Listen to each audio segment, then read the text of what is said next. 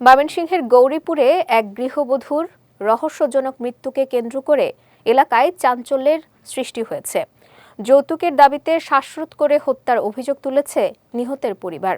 তবে শ্বশুরবাড়ির দাবি, স্বামীর সঙ্গে মোবাইল ফোনে কথা কাটাকাটির এক পর্যায়ে আত্মহত্যা করেছেন ওই গৃহবধূ। এদিকে মরদেহ নিতে গেলে নিহতের পরিবারের উপর হামলারও অভিযোগ উঠেছে। ময়মনসিংহ বিভাগীয় প্রতিনিধি মোহাম্মদ আব্দুল হক লিটনের পাঠানো তথ্যচিত্রে বিস্তারিত ডেস্ক রিপোর্টে। ময়মনসিংহের গৌরীপুর উপজেলার ভাংনামারি ইউনিয়নের ভোলার আগলি গ্রামের আবুল হোসেনের মেয়ে সুরাইয়া মনির সঙ্গে প্রায় বছর দেড়েক আগে উজান খাসিয়ারচর খোদাবক্সপুর গ্রামের রবিউলের ছেলে নাইমের বিয়ে হয়। বিয়ের ৩ মাস পর কাজের জন্য সৌদি আরব চলে যান নাইম। অভিযোগ রয়েছে, বিয়ের পর থেকেই যৌতুকের দাবিতে সুরাইয়া মনির উপর নির্যাতন চলছিল। প্রায় ১ মাস আগে মারধর করবে না এই আশ্বাসে তাকে আবার শ্বশুরবাড়িতে নিয়ে যাওয়া হয়। গত ৩ মার্চ রাত 11:30টার দিকে তার মৃত্যুর খবর পেয়ে স্বজনরা শ্বশুরবাড়িতে গিয়ে তাকে নিজ ঘরে মৃত অবস্থায় দেখতে পান। পরে পুলিশ মরদেহ উদ্ধার করে ময়নাতদন্তের জন্য ময়মনসিংহ মেডিকেল কলেজ হাসপাতালে পাঠায়। মরদেহ নেয়াকে কেন্দ্র করে দুই পক্ষের মধ্যে কথা কাটাকাটি হলে নিহতের পরিবারের উপর হামলার অভিযোগ ওঠে। নিহতের পরিবারের দাবি, যৌতুকের টাকা না দেয়ায় পরিকল্পিতভাবে সুরাইয়া মনিকে শ্বাসরোধ করে হত্যা করা হয়েছে। তাদের অভিযোগ, স্বামী নাইমের পরামর্শে শ্বশুর রবিউল, শাশুড়ি সাবিনা আক্তার ও জমিলা আক্তার সহ কয়েকজন এতে জড়িত থাকতে পারেন। ১.৫ মাস আমার বাড়িতে রয়েছে, তারা অনেক লোক ধরিয়া আমার মেয়েরে কিন্তু নিচ্ছে। নেওয়ার পরে দেয়া আবার হিরিয়া এই মেয়ের লগে আচরণ খারাপ করছে। খারাপ করলে আমার মেয়ে আমার সাথে বলে না, তার মার সাথে বলে যে এরকম চলছে। পরে তার মা বলছে যে মায়া বেয়া দিছি, এই একটু টুটি টাটি ওইতেই পারে, তুমি এটা সহ্য করে তুমি থাহো। পরে রয়েছে এখন কেমনে যে মারছে তারা এটা তারাই জানে আর আল্লাহ জানে। সরকারে কই তারা আমার মেয়ের কতদিন ধরে কেয়ার কারণে যৌতুকের লেগিয়া যৌতুক চাইছি ৮-১০ লাখ জমিন রাখবো। কারণ আমি গরিব মানুষ, আমার স্বামী ছেলে মানুষের কাম করে রাখা, রাজার কাম করে রাখা। আমি এভাবে কিছু তো ৫০,০০০ টাকা দিছি। দেওয়ার পর আমি দিতারি না করিয়া আমার মেয়েরে খুব নির্যাতন করেছে। আমার মেয়েরে নির্যাতন করতে করতে এবার হঠাৎ করে খবর হয়েছে আমার মেয়ে মরে গেছে হাঁস। এ নিচে আর আমি জানি কি জানি না, আমার সাইড করে ফোন হয়েছে তোমার মেয়ে হাঁস পেয়ে মারা গেছে। আমার মায়ের আগে আমি উড়ানো হোটেল পাইছি, আমার মেয়ে লাশ হয়ে পড়ে রয়েছে।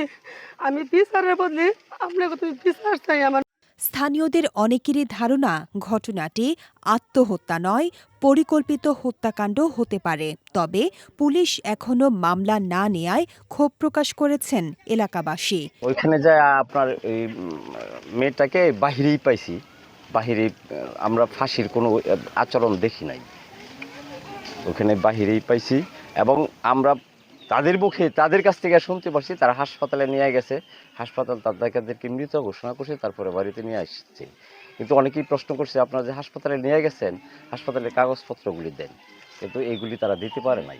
ময়নাতদন্তের জন্য যে পুলিশ নিয়ে যাইতে চাইছিল, ওই সময় তারা পরিবারের লোকজন আছে, গ্রামবাসীরা গেছিল, তাদেরকে অতর্কিতভাবে হামলা করছে। মেয়ের যে বড় ভাই আছে ওনার মাথা ফাটাইয়া দিছে, বাপ ভাই আছে, আরো ছোট ভাই আনচারি আছে, মা আছে, তাদেরকে মারছে। নিহত সুরাইয়া মনিকে যারা গোসল করিয়ে দাফনের জন্য প্রস্তুত করছেন তারা জানান, নিহতের শরীরের বিভিন্ন স্থানে আঘাতের একাধিক চিহ্ন দেখা গেছে। তাদের ধারণা, এটি আত্মহত্যা নয় বরং পরিকল্পিত হত্যাকাণ্ড। বারজামাতে পাইছি, দাগ পাইছি, গালে দাগ পাইছি, আর সারা শরীরে তো যখন আসিলই, তা তো বলার কিছু নাই। অনেক কষ্ট দিয়ে তার মৃত্যু দেওয়া হয়েছে। আমরা এরকম মৃত্যুকে এরকম ভাবে দেখছি। মেয়েটা দৌড়তে গিয়ে চিহ্ন পাইছি, সারা শরীর এমনি কিলাইছে, নুকিয়েছে। তারপরে বুকটার মধ্যে ইট দেয়া কেচছে, পিঠটার মধ্যে ইট দিয়ে কেটছে, কোমর আর এডি দেয়া এমনি কালা কালা চক্কা চক্কা দাগ রয়েছে। ঘটনার সময় ঘরে থাকা নিহতের ৬ বছরের ছোট ভাই আনাস জানায় তার বোনকে শ্বাসরোধ করা হলে সে চিকিৎসা শুরু করে। পরে দা দেখিয়ে তাকে চুপ করিয়ে দেয়া হয় বলে সেও দাবি করেছে। হ্যাঁ গলা না ছিল হ্যাঁ দাউলেছিল।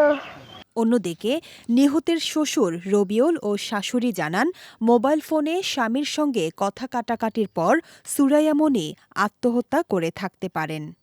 ছেলের সাথে কথা কাটাকাটি হয়তো দুষ্কৃতা হাতে মানে মারা যাওয়ার 10-15 মিনিট আগে হয়তো কিছু হয়ে থাকবে এরকম। প্রায় আধ ঘন্টা 3-4 ঘন্টা সময় গেছে বলেন। এরপরে তার ছোটো ভাই দল গুছাইছি, গুছাই দিয়ে আত্মহত্যা চারবার দেওয়া হত্যা দিয়েছি। মাঝে এটা রয়ে গেছে চরপাড়া হরিকুমরা করেছি, ডাক্তার গেছে মারা গেছে। এ বিষয়ে গৌরীপুর থানার ভারপ্রাপ্ত কর্মকর্তা কামরুল ইসলাম বলেন, নিহতের শরীরে প্রাথমিকভাবে কোনো আঘাতের চিহ্ন পাওয়া যায়নি। ময়নাতদন্তের রিপোর্টে যদি আঘাতের আলামত পাওয়া যায় তাহলে সে অনুযায়ী আইনগত ব্যবস্থা নেওয়া হবে। এটা পোস্টমর্টম পাঠাই দিয়েছি। পোস্টমর্টম রিপোর্ট আসার পরে বাদবাকি সিদ্ধান্ত আমরা ইমলে জোরে পাঠাই দিচ্ছি। যদি আঘাতের চিহ্ন থাকতে আমরা বলা লাগতো না, আমরাই মারা গেছে নিয়ে নিতাম। কারণ আমরা মহিলা পুলিশে যাই একটু চেক করাইছি, চেক করে আঘাতের কোনো চিহ্ন না থাকলে এই জন্য পোস্টমর্টম পাঠাই দিচ্ছি। বডিতে ভিন্ন চিহ্ন থাকলে সন্দেহজনক থাকলেই আমরা মারা গেছে নিয়ে নিতাম। আঘাতের বডিতে আঘাতের কোনো চিহ্নই নাই।